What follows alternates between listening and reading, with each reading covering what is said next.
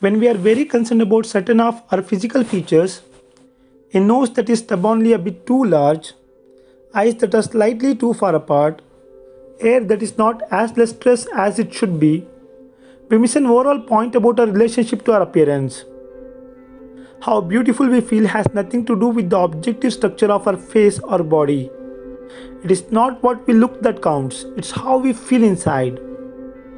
Our self assessments are in the end solely based on our relative degrees of self love and self contempt.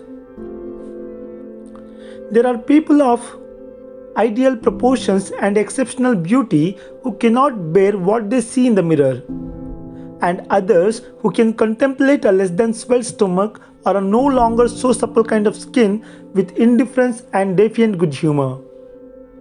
And at a tragic extreme, there are heartbreakingly fine looking people who starve themselves to ill health and eventually die out of a certainty immune to every logical argument of their own unsightliness. We are surrounded by industries that seek to help us to improve how we look. Dietitians who are on hand to reduce our waistlines. Aerobic teachers who offer to tone us. Beauticians will equip us with foundation and mascara. But however well-meaning their efforts, they fail completely to grasp the sources of a healthy regard for one's own appearance.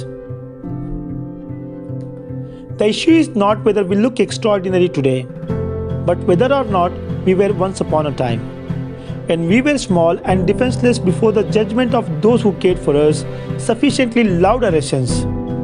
This will decide whether our appearance can later on be a subject of negligible concern to us or not. The truly blessed among us are not those with perfect symmetry. They are those whose past offers them the luxury not to give too much of a damn whatever the mirror happens to say. The way to help someone feel beautiful is not to compliment them on their looks. It is to take an interest in and delight in their psychological essence. We know that the more comfortable we feel around someone, the less effort we'll make about how we appear. And conversely, the more anxious we are about the judgment of others, the more our reflection has the power to horrify us. The issue is never that of our appearance.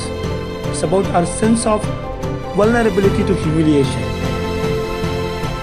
When we meet people who are perpetually sick with worry that they are not attractive enough, we should not rush in with physical compliments.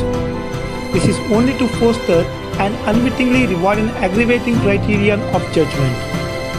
We should learn to spot the wound in their early relationships that have made it so hard for them to trust that they could matter to others in their basic state, and that therefore perpetually evokes in them an unflattering self-image.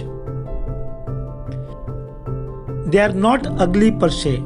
They were, when it mattered, left painfully unloved and ignored to an extent that they are liable never to have recognized or mourned adequately. Their arrival in the world did not delight a few people as it should have done, and therefore they need compassion, sympathy, and emotional validation far more than they will ever require the tools of outward beautification. Feeling ugly stems from a deficit of love, never of beauty.